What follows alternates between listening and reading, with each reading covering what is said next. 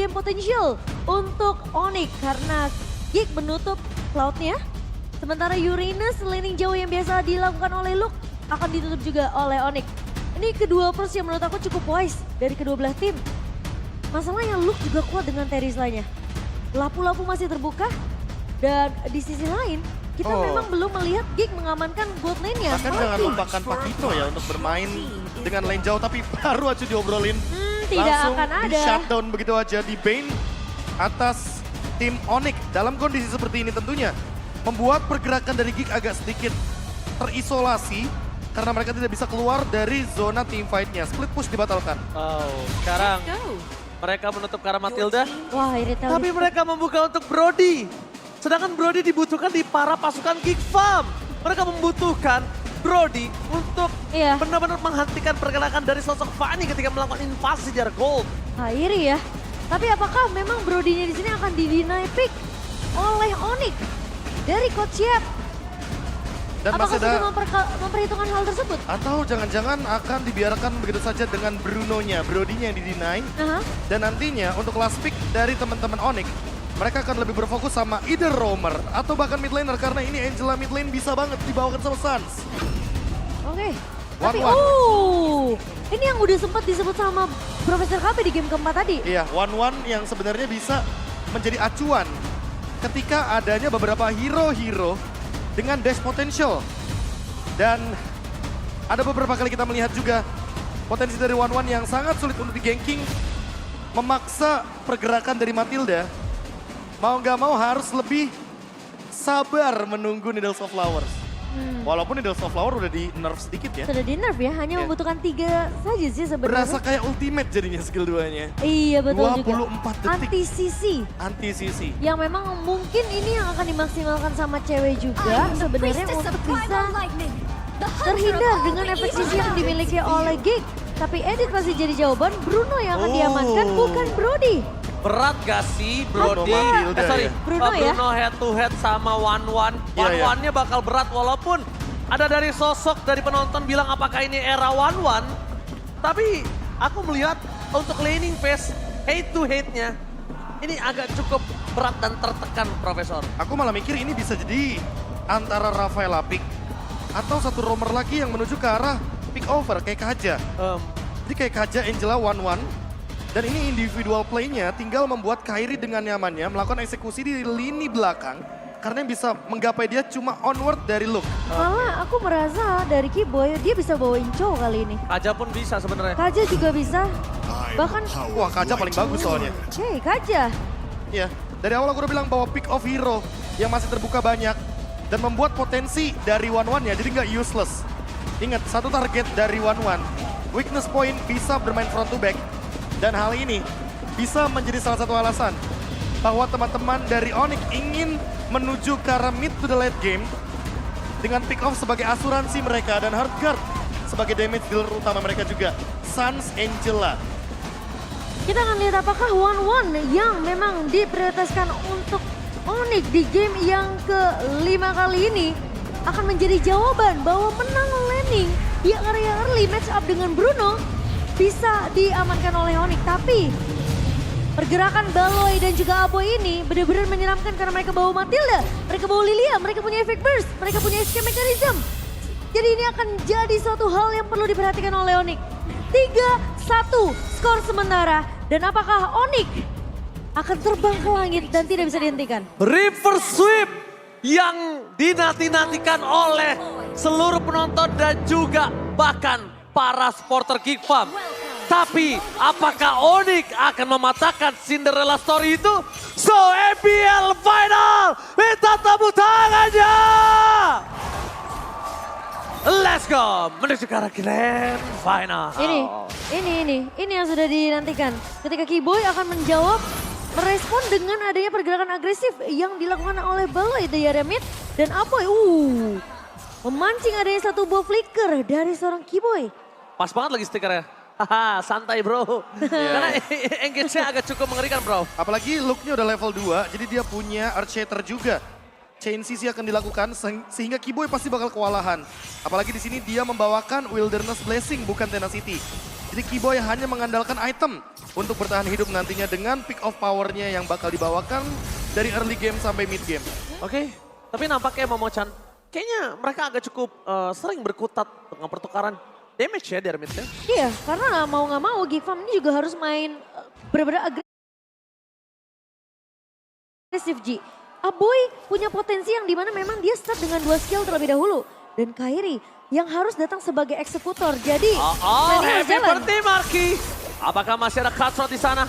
Bahkan trigger flicker saja kah? Wow, itu agak cukup menarik loh. Karena melihat ada Pawlowski yang melakukan sebuah invasi di arah bottom lane dan melakukan respons adap sosok Kairi di arah bottom lane. Nampaknya memang mereka agak cukup ketar-ketir ketika Marky ditinggal seorang diri. Iya, Marky apalagi harus mulai peka ya dengan pergerakan Kairi yang tadi aku sempat bilang. Eksekutor yang mungkin akan dimanfaatkan oleh Onyx sendiri. Karena ingat, ini eksekusinya akan mulai dari Keyboy. Oke, tapi dibalik itu semua dengan ada pancaran ini memiliki dampak asas, damage tidak bisa dibendung terlalu banyak, jangan lupakan itu. Kali ini Aboy masih level 4 dan cutthroatnya gagal mendapatkan Aboy. Dengan adanya Black Shoes membuat Aboy masih selamat, tapi dibalik itu semua para pasukan dari Onyx mereka akan terkena pressure di arah jungle. Dan untuk itu, Keyboy harus merespon dan Boots bahkan langsung datang menuju ke arah depan sana dan Luka akhirnya mundur ketika melihat batang hidung Boots di depan sana. Oh, oke, Baloy. Press wardnya first blood. Dan bahkan di arah bottom lane. Mereka mendapatkan Marky out of nowhere. Akan ada satu yang bisa didapatkan oleh satu dari Nile. Di balik itu semua Kairi dengan adanya Harkan. Berhasil mundur ke arah belakang. Meninggalkan posisi dari cewek.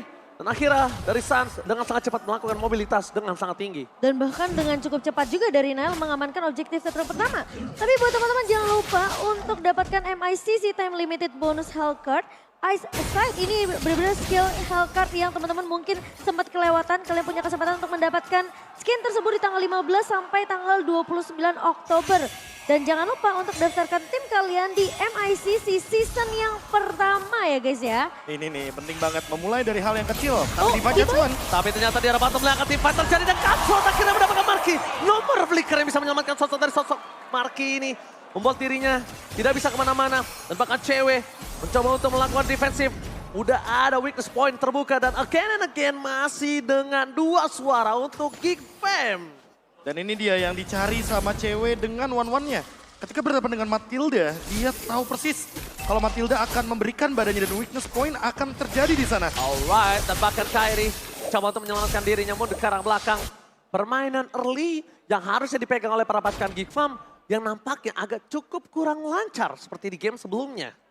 Tapi aku merasa memang dengan adanya pergerakan Baloy ini ya cukup mengganggu sih. Untuk dari sisi Kairi dan juga cewek sendiri karena targeting mereka akan sedikit terpecah ketika mereka tahu guiding wind yang dipakai untuk Baloy ini menghentikan pergerakan dari Onyx sendiri dan Keyboy. Cukup respect dengan damage yang dimiliki sama Geek terutama dari Aboy sendiri. So dia bakal pilih target yang lebih efektif untuk dari segi tim PT Profesor KB. Ya, cewek mungkin target yang paling efisien. Karena kalau kita melihat dari pressure di early game yang sudah terjadi dari Onyx, ini 3 point kill yang semua lininya benar-benar rugi. Terutama untuk Marky karena tumbang 2 kali. Tapi untuk cewek sekarang, dia sulit untuk di-ganking gara-gara ada Needles of Flowers. Jadi di belakang sana cewek telah memberikan hard cut, tandanya mereka ingin simpan lebih dalam lagi. Gagal respon yang sangat baik dari Pawlowski. Karena para pasukan dari Onyx mereka sadar ingin bisa melakukan sedikit team fight dan push. Versus everybody kah. Different Judgment belum ditahan bahkan Keyboy. Berhasil mendapatkan Different Judgment. Berhasil mendapatkan satu point kill. No power of retribution. Cewek versus everybody. Keras bomb of tanknya. Berhasil ditutup tapi Kairi as a assassin menjadi eksekutor. Dan bahkan Marky terejam-ejam.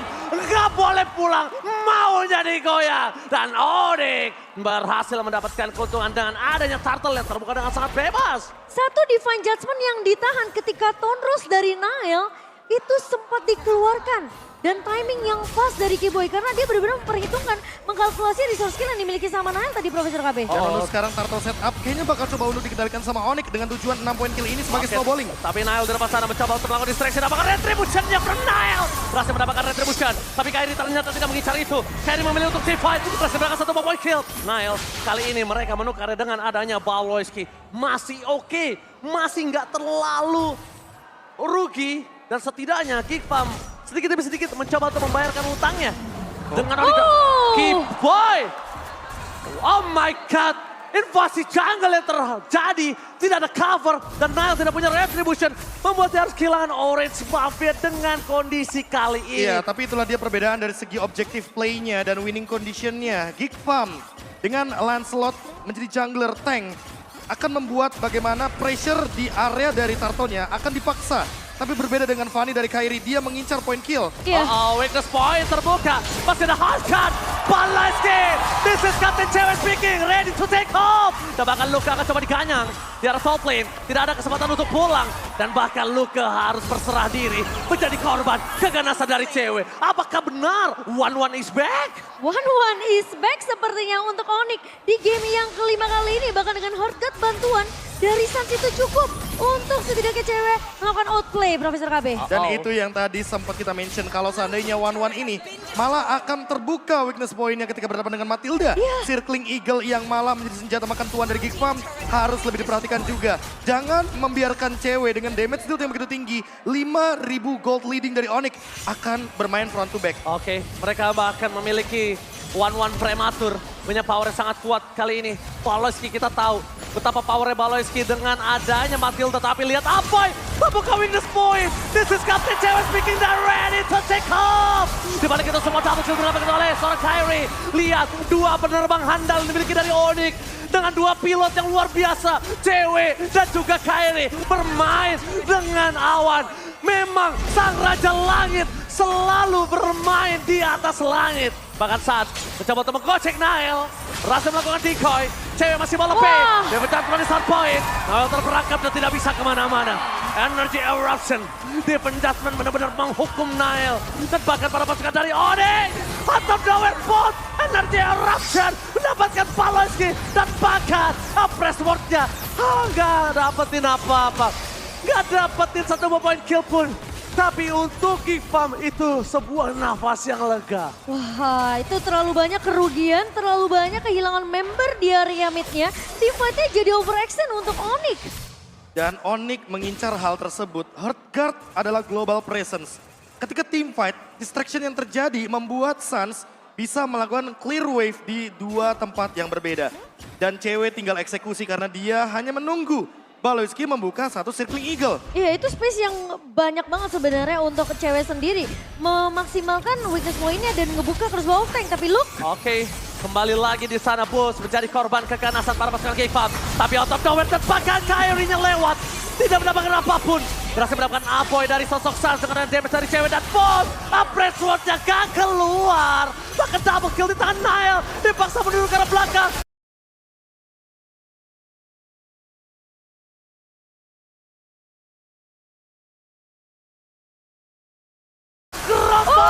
This is Captain Cewek speaking, ready to take off.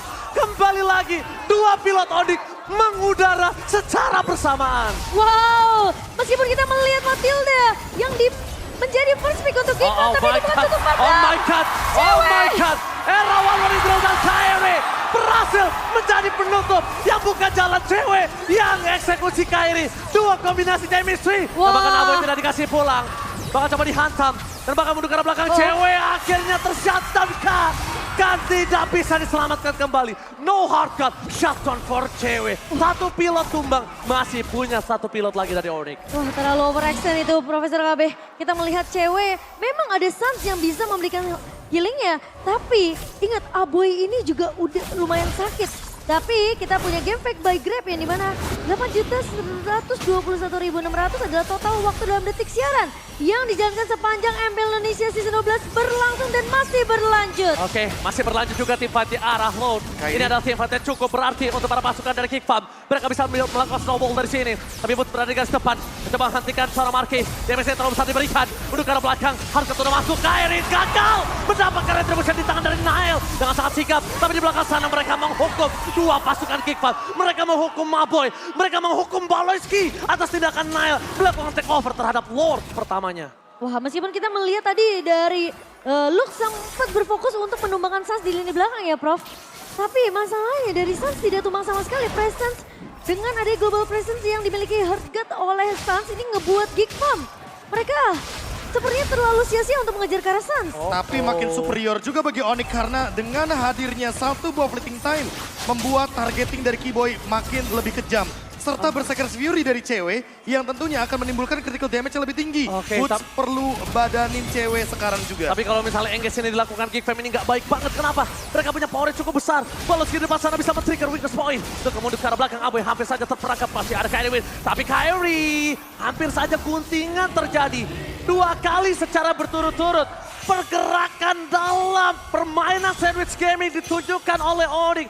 Dan lihat mereka benar-benar tidak terhentikan. Map awareness harus dipegang sama Geek Fam. Tapi sedangkan itu Luka bukan pakai hero jarak jauh. Luka pakai hero teamfight Momo-chan. Iya, dan masalahnya dari Onyx ini, setiap kali mereka kalah dari segi objektif, mereka selalu paksa untuk teamfight ya karena Kyrie benar-benar hero yang cocok untuk teamfight.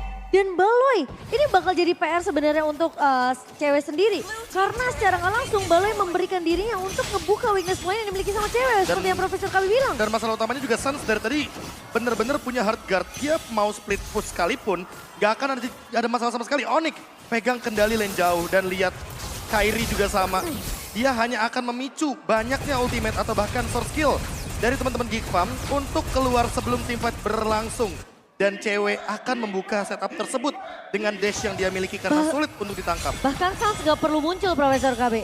Sans gak perlu muncul, Sans cukup menjaga positioningnya dengan aman. Selama hard guard masih Iya, karena ada hard guard. Kondisinya seperti Aboy kemarin. Iya. Ingat kan?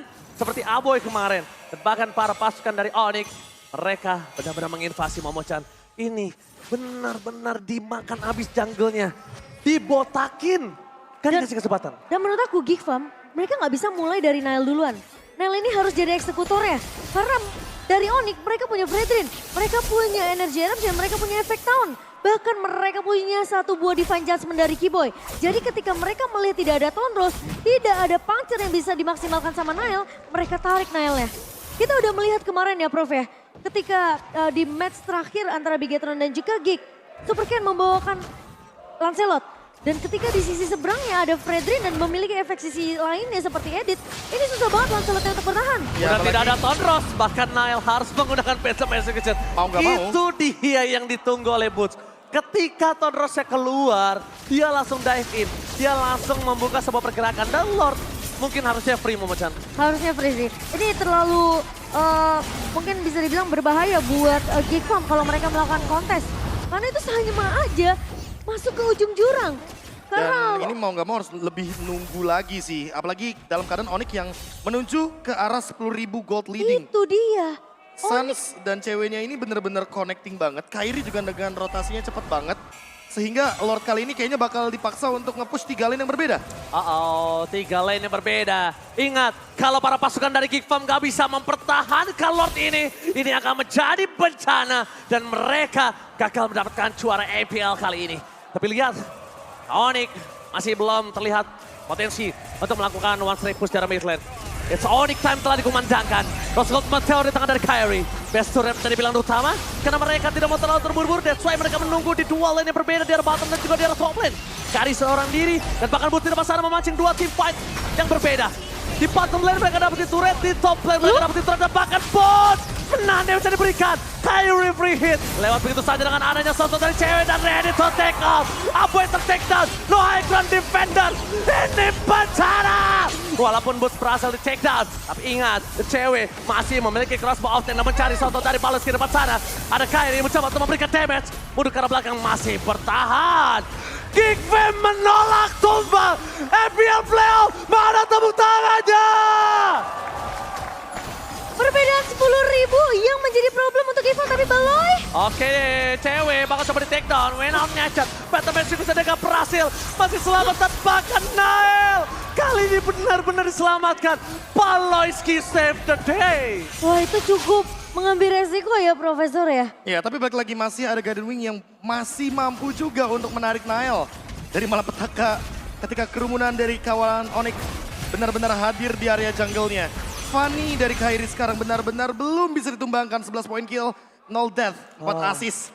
Untuk sampai saat ini Lord Advantage yang berada di tangan dari Onyx 2.900 menuju ke 3.000. Boots makin lebih tebal, cewek makin lebih mematikan, permainan front to back harus dihindari oleh Geek Farm. Permainan tarik ulur juga harus dijalankan. Bahkan kita bisa lihat sedikit Profesor KB, petinggi dari Geek Farm.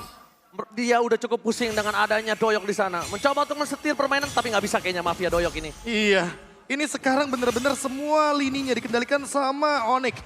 Cewek udah punya Rose Gold Meteor. Magic damage dari Aboy nggak secepat itu untuk menumbangkan dari ceweknya itu sendiri. Dan ingat, selalu ada Sans dengan Heart Guard-nya. Atau jangan-jangan Geek Farm mencari cara agar Sans terpicu dengan Heart Guard-nya. Sehingga cewek nggak punya cover nantinya. Tapi ingat, Kiboy juga punya fleeting time. Divine Judgment yang dia lakukan selalu on point. Entah Marky atau Aboy harus menjaga posisinya agar tidak bisa terpick off. Mungkin potensi dari Geek Farm untuk mencari cara gimana caranya mereka melakukan counter setup yang biasanya dilakukan sama Onyx adalah gimana caranya Luke ini bisa melakukan onward dan juga earth shatter ke arah Sans. Kalau memang mereka nggak bisa dapetin ceweknya, mereka coba ganyang di area depannya. Atau- Kairi pasti datang sebagai eksekutor, so mereka nggak bisa menunggu waktu itu terlalu lama. Atau jangan makan dari... Aku nggak tahu ya, ini merasa kayak Kiboy sih sebenarnya kuncinya. Kiboy? Dari tadi bener-bener free banget, dia cuma tumbang satu kali. Dan dia selalu punya target Divine Judgment, dan ini dia contohnya. Defense Judgment!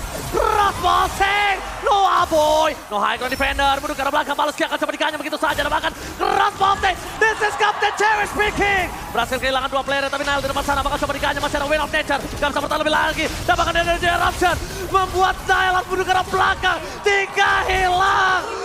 Ini benar-benar bencana! 3 pemain yang hilang dari Geek Farm. Onyx memang masih bisa ditahan karena cewek tumbang, tapi Nail sendirian satu versus everybody mencoba untuk mengejar ke arah Sans. Oh, Nael masih mau lebih. Mau tukar 1-1 tapi lihat nih Judgment dan Legendary. What straight push? What straight push? It's real. Oh no. Mereka masih menahan karena mereka lihat detikan Aboy akan muncul. Dan high ground akan bakal ditahan oleh Aboy seorang diri di sana. Bahkan gak cuma Aboy, Baloski juga akan kembali ke area pertempuran. So Onyx mereka butuh jaminan yang lebih pasti, Profesor KB. Ya, Onyx gak bakal mau melakukan straight push. Ketika nggak punya cewek, mereka mau yang lebih pasti aja. Dan untuk sekarang Kairi sudah memiliki satu buah Corrosion Sight, attack speed yang sangat-sangat tinggi. Targeting mungkin ke arah base-nya. Namun bagaimana cara untuk Geek Farm mempertahankan Aboy, karena Aboy 6 kali tumbang. Divine Judgment dari Kiboy begitu kejam. Ini yang membuat Geek Farm sulit untuk melakukan defense sekarang. Dan ini sebenarnya yang tadi aku bilang, Profesor KB. Mereka nggak bisa nunggu Kiboy-nya untuk dapetin momentum Divine Judgment. Luke yang harus mulai duluan. Luke harus kasih efek kejut. Dengan adanya follow up yang bisa dibantu dari sisi Aboy dan juga mungkin Baloisi karena posisi Marky akan menunggu momen yang tepat. Tapi masalah utamanya, lihat bagaimana flicker yang kayaknya Kiboy lebih cepat daripada sosok Luke sekarang. Oke, no.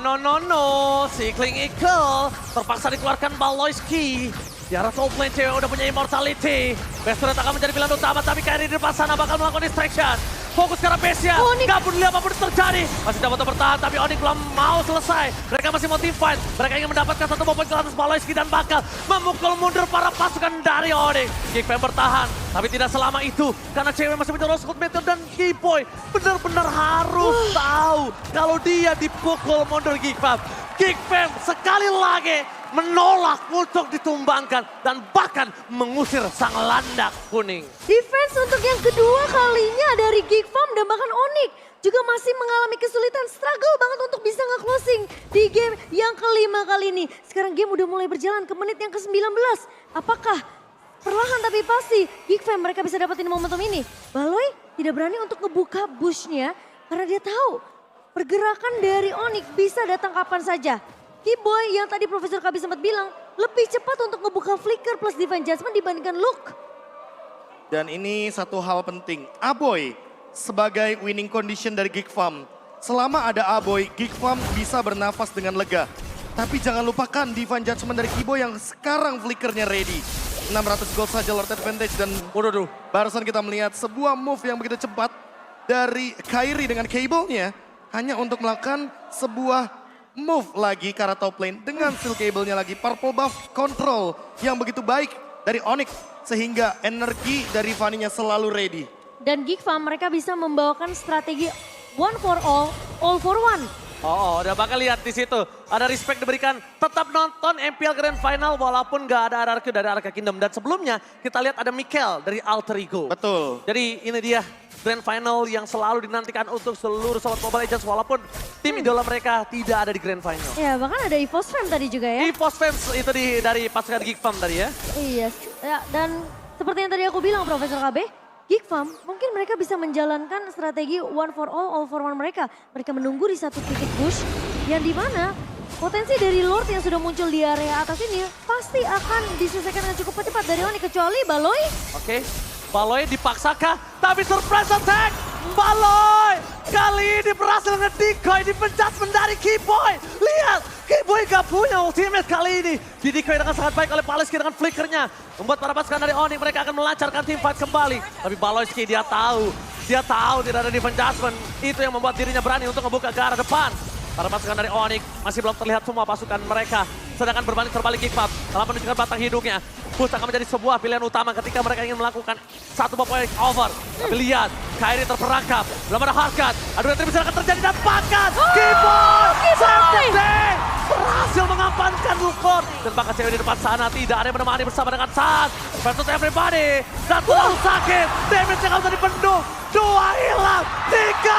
Ini bencana. Lord sekalipun mereka akan menjadi Lord giveaway saja. Wow, dan 50 detik game yang akan kita lihat di mana Sans, Cewek dan juga Boots memakan waktu yang cukup lama. Lord akan menjadi Lord giveaway dan Geek Fam tidak akan menurunkan tempo permainan mereka. One straight push kah? One straight for Israel. Look di depan sana gagal mendapatkan dengan flicker yang dimiliki. Tapi ada Keyboy. Masih ada sosok dari Kairi di depan sana akan mempertahankan base mereka. Lihat, Kairi bertahan. Seperti biasa akan bermain dengan kabel dan bahkan ditabrak begitu saja. Dan dipecah benda Winston Francian. Gak bisa save the day. Shutdown terjadi. Clear minion didapatkan. Tapi para pasukan dari Onyx mereka memiliki boots akan kembali hadir ke Land of Down. Disengage Masih coba gak sih? memaksa. Disengage akankah terjadi? Tapi nampaknya tidak. Boots menahan minion.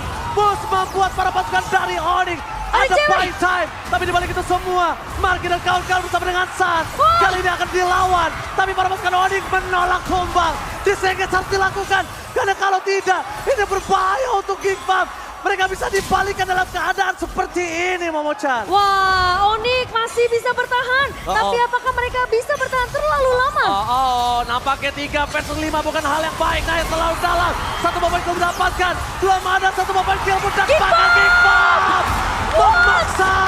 Gak mau pulang dan dapetin game. Kali ini Geek Farm masih punya nafas. Geek Farm masih ada asa. Dan Geek Farm menunjukkan tariknya ketika mereka berada di ujung tanduk dan membuat Onyx ketar-ketir untuk kedua kalinya. What a comeback dari Geek Farm di game yang kelima. The King